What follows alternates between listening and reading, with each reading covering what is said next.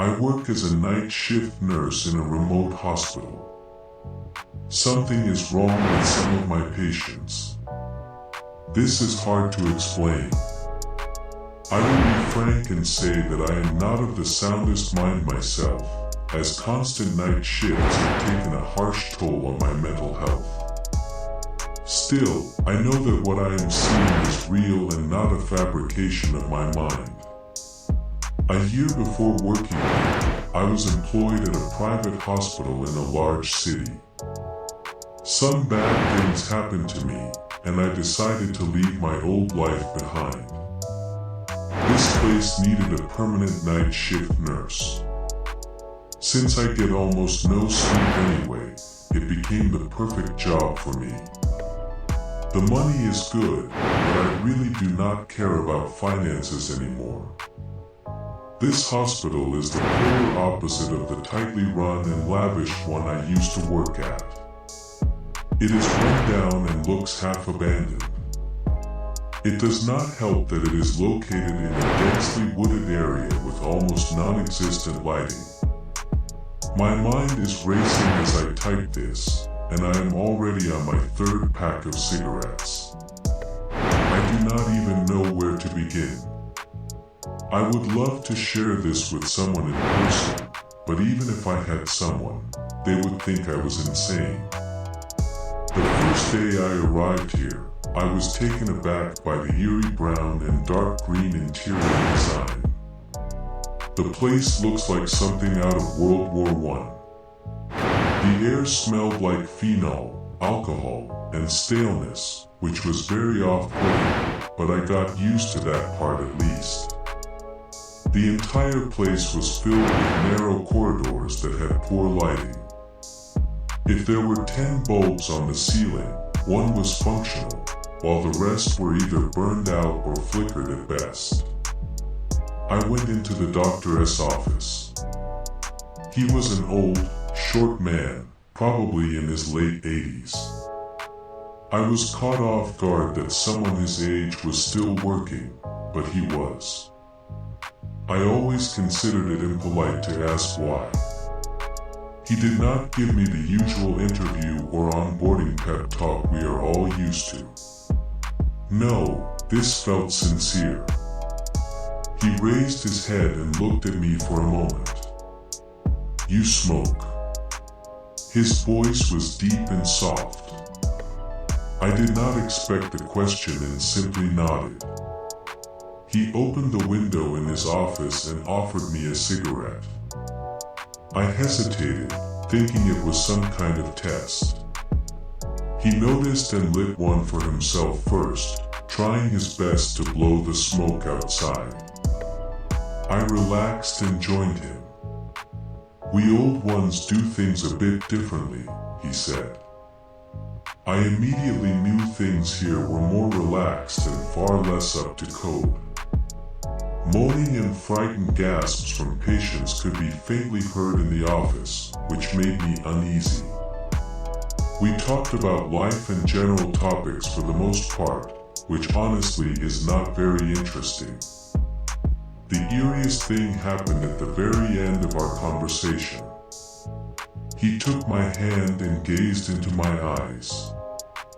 Most would consider this inappropriate and creepy, but it felt like a fatherly warning. His voice sounded frightened. "Have you seen a patient die before?" he asked. "A few, yes," I responded. "This place has many unfortunate memories. For over a century, it has been a place of great suffering. Things here are not quite what you might expect at times." He paused, watching to see if I understood. "When patients enter the final hours of their lives, try to give them their peace." He let go of my hand. I was puzzled, to say the least. My first few nights were normal. It was just me and 2 other nurses, and often only one doctor on the night shift. The hospital was huge, but because of its remoteness, it had very few patients. Then, on my 7th shift, things became strange. I was alone on the floor with 4 patients. One of them, an elderly man with a severe aneurysm, did not have much time left. He was barely responsive. That night, he looked me in the eyes and whimpered a repetitive no, no, no. I tried to comfort him when I noticed he was not looking at me. He was staring into the upper corner of the room. I turned around, but there was nothing there. The fear in his eyes was immense. I knew he was gazing at something only he could see.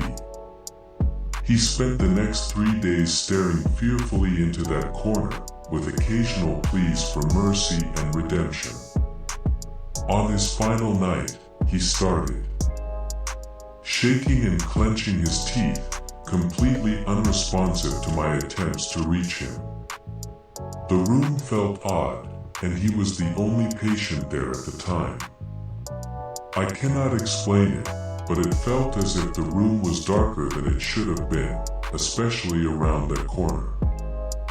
The old doctor came in, took one look at the man, and nodded, gesturing for us to leave. "He is going to," I began, but he interrupted me. "His time has passed. You know we cannot do much."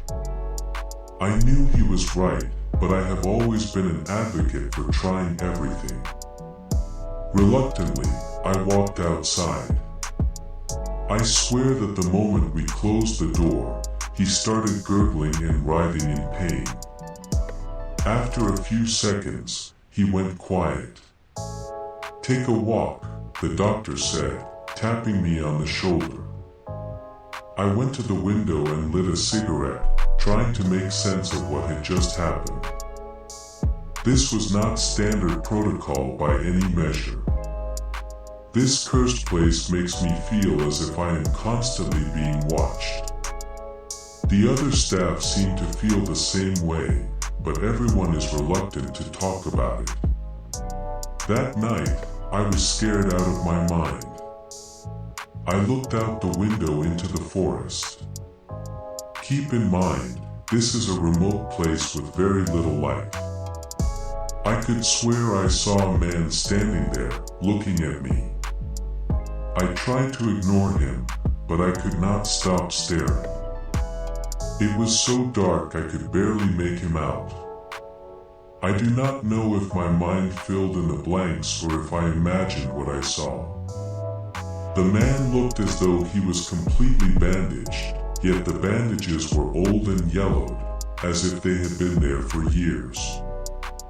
I wanted to scream and slam the window shut before collapsing beneath it. Weeks passed, and I grew more anxious with each day. I lost a noticeable amount of weight due to the stress and was barely recognizable to myself. Things were normal until another patient who was clearly dying began staring into the same corner, either muttering nonsense or trembling with a level of fear I have never seen before. Every single one of them did it. One day, I found the old doctor dead in his office. He was the only one who died with a smile on his face. His chair was turned toward a corner of the room. There was a piece of paper on his desk addressed to me. It was obvious that it was written with unsteady hands, probably just before he died.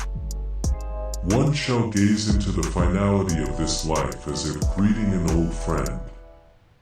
Their virtuous deeds will carry them as if they are but a feather. The other will bear torment in their final moments, crushed by the burning weight of their wrongdoings." Last night as shift is something I will never forget.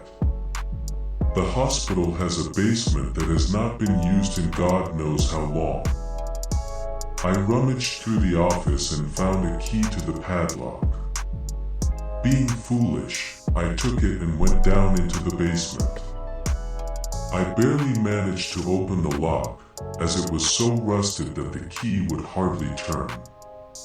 Eventually, it did. The air smelled like death, and the halls were filled with old medical equipment and mattresses caked in dried blood. The lights did not work, but I brought a flashlight. My hands started to shake from the sheer fear of being down there. My gut told me to turn around and never come back. But human nature urged me to explore at least a little. Against my better judgment, I opened a nearby door. It was a padded psychiatric room. The entire room was covered in the words "Forgive me," along with various religious symbols, except for one corner, which held a drawing of something I cannot even describe. The scribbling looked as though it was moving, as if it were somehow alive. The etched and drawn shape in the corner looked as though it was shifting, as if something endless existed behind that small corner of the room. It resembled a dark mass of eyes that would close but never open again. The moment I saw that drawing, I stopped feeling alone. It is as if something is always breathing down my